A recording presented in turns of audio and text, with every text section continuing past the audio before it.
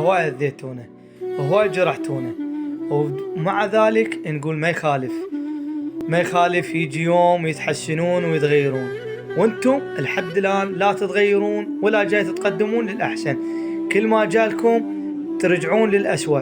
بعد منا وانتهت ولا نحترف فيكم ولا نشتريكم بزمانه. ليش؟ لأن انتم ما تسوون العتب. ايش قد صبرنا عليكم، ايش قد تحملناكم، أذيتونا أذية تامة، وكل من يشوف صاحبه بخير. ترى هو أذيتونا، نسامحكم وترجعون تخطون، نصير زينين وطيبين وياكم وانتم تجازونا بالمزينات وتجازونا بالشينات.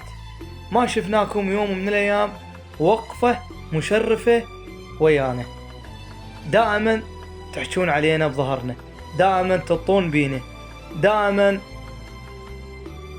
ما مخلينا أهمية، وإحنا دائما نحسب لكم حساب ومخلي لكم أهمية، وانتم مع الأسف عليكم ناكرين الزاد وناكرين العشرة.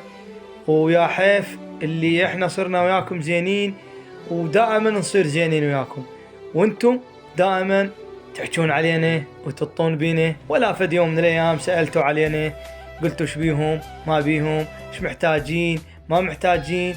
دائما احنا مفردين، دائما انتم تتجمعون، دائما احنا نطلع من المحيط بيكم وانتم تصفطونا على صفحة، مع العلم احنا شايلينكم أهمية وانتم ما شايلين أهمية. بس منا وانتهت ان شاء الله، منا وهيجي انتم خليكم على كتر واحنا خلينا على كتر، ونشوف منو يثبت لكم بالاخير.